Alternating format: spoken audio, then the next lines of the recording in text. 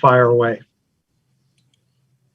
So I think we do need bios from people. Yeah, we need to. You need a sentence or two that you don't mind having after your name, and if you could email that to us. Aaron, yours just say superstar. That's it. Are you looking for just like a to say what our role is in the like community volunteer, or do you want something more than that? Something more specific to who you are. All right. In your case, Maria, you put that you're a casino slayer. You better believe it. And that you helped fuel a renegade political movement. That's exact, and that is my claim to fame here in life as well. So, first of all, I just want to say with the, we can see the many hours that it took to put all of this committee's thoughts together in a coherent way. So, that's great. I wanted to just say I particularly liked the sentence that said, we had the confidence based on the fact that the East Greenbush Police Department had achieved the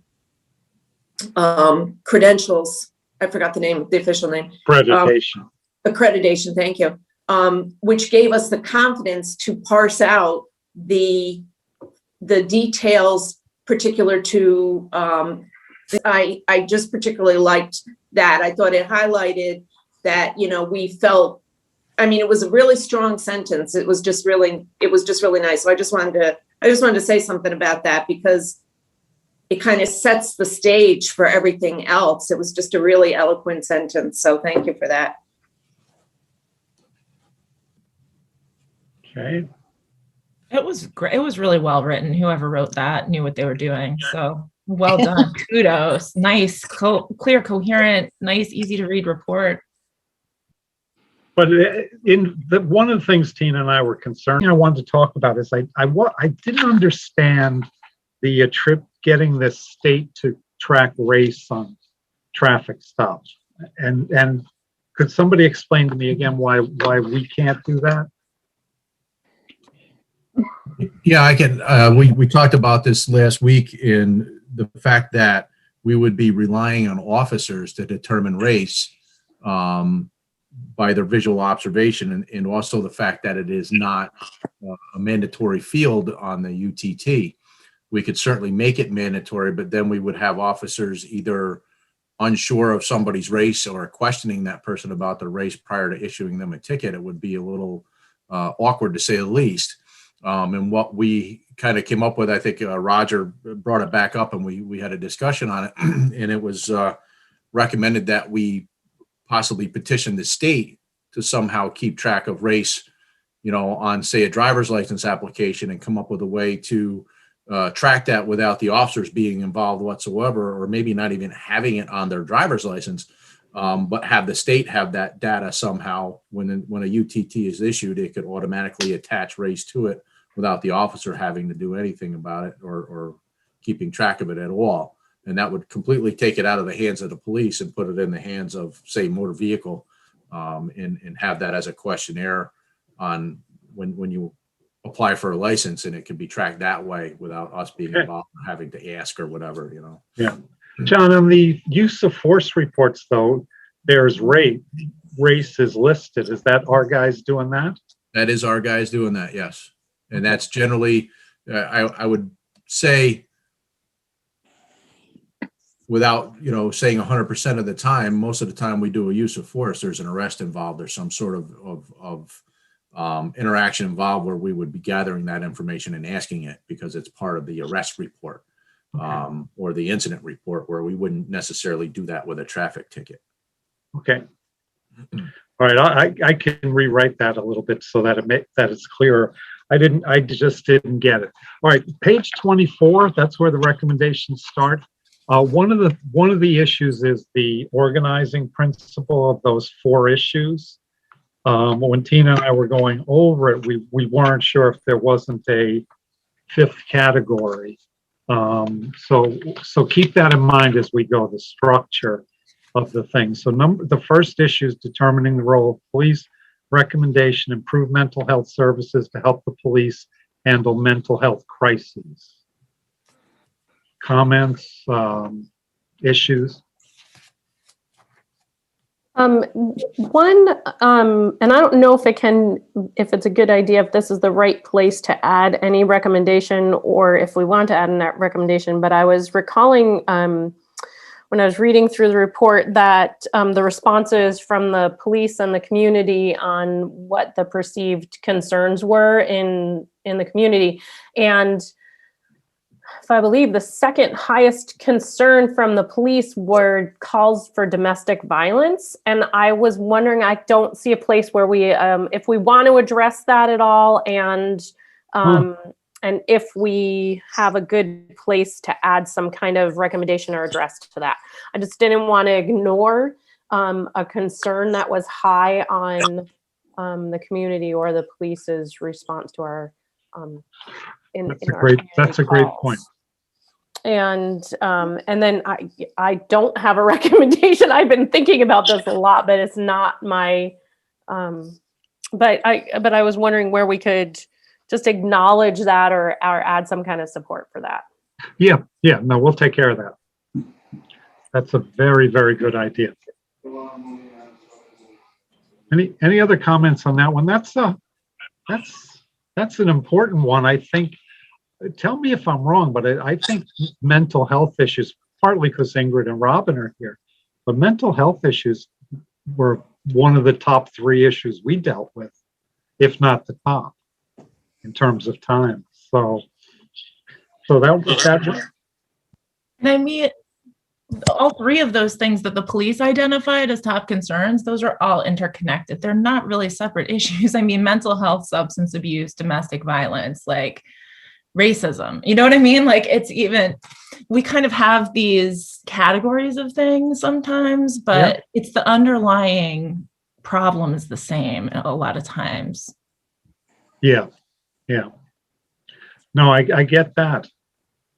I've learned, mental health is not my field, or policing. So I learned to think about mental health as a police issue in ways that never would have occurred to me. Wouldn't even have known to ask the question. I was really, really surprised at that number. I don't recall what it was, 375 calls. Which were, psychiatric suicide ideation calls or whatever. I was really shocked by that number. It surprised me. There's a lot. We do deal with it a lot. So could we just talk a little bit more about what a recommendation to support the officers with domestic violence calls could look like? I don't know that it's necessarily unless Chief, I don't know if you want to jump in. I don't know if it's necessarily I don't know how to put this. It's certainly a concern because we deal with a lot of domestics. I mean, we take a lot of domestic reports all the time, but as far as how or what recommendations we can make, I mean, that's a pretty complex question. And domestics are already one of the top things that have had so much attention to it. And I don't want to say that there's not much more we can do. I don't want that. That's not what I mean to say. But if you look at our domestic violence policy, it's several pages long. It's very in depth. There's a lot of laws that pertain to it, and a lot of case laws and certain procedures that have to be done when you deal with it. So the one of the problems I guess we have is convincing people to get help, seek those domestic violence avenues to mitigate it, whether it be through Unity House or counseling or, some sort of recommendation. And all we can really do is recommend. We can't force anybody to do anything. And a lot of times it's frustrating for the officers, and I'm sure frustrating for the victims as well. because there are psychological reasons why they don't seek that help. And that's very difficult for us to overcome and to convince somebody to go and do that.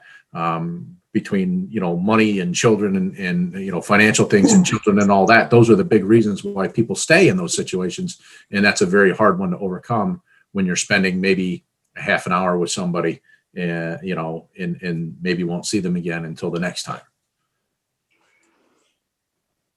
Do you guys The other get, thing sorry, go ahead. no, I just question about, like, we've been talking a lot about training. What, I'm just curious, it's not a criticism, but like, do you get training specifically on how to talk to to the family in a domestic call and try? Yeah, that's not. Yeah, we do. Yeah, We've guess also you had do. like, there's a victim liaison through the district attorney's office that we could probably maybe reach out and network with her some more and see if there's other suggestions she may have, because once it may get to a criminal offense and they're involved in that. It's kind of out of our hands at that point. The district attorney's office is handling it, but there is a victim liaison assigned to the family members. And a lot of times we'll, make sure to let the victim know on scene or whatever, to make sure that they hear from that person, if not to reach out themselves. Because there are other resources, like John was saying, that they'll direct them to. So it's, again, though, as to reiterate what John said, there's so many different pieces to the puzzle with domestics that we can't always necessarily resolve on scene. Maybe one way to deal with it, Robin, what I took from your comments about domestic violence is we need to write it into the narrative of this report. And I can do that. I can write that in. But I think it was a great idea. I just didn't. It was mostly, I don't want us to, it looked to me like we were just overlooking it. We talked about a lot of the other concerns and not acknowledge that it was a concern. Yeah. And the district attorney's office, again, had mentioned, they're starting up their post-arrest pre-court diversion program for issues involving domestic violence and crimes due to poverty and things like that. So that's something else that a lot of times, unfortunately, people stay in situations because of financial aspects. So that could very well be a component that DA Donnelly could be working on, having noted that domestic violence is definitely one of the components she's addressing. So this was a helpful conversation for me, because I heard it as a recommendation. So this was helpful to hear that it's really part of the narrative. It's almost like a gap that was in the narrative. So thank you for clarifying. Are there other areas in the narrative that we need to maybe put forward stronger? Maybe anybody else think of anything that is not in the narrative that should be included? Not to create more work for you and Jack, but it's Jack. She's pointing at you, Jack. It's all you. We had several stakeholder recommendations. I know that we talked with Rensselaer County Mental Health, and we also talked with DA Donnelly, and I think there was Chief. Correct me if there was somebody else, but those recommendations they had listed out for us to include, and I didn't see them in here. I don't know if they're going to be added or not, but certainly adding them in there. What their recommendations are, and the fact that these things are going to be implemented might help us along, particularly to answer or to at least address the domestic violence issue. Obviously,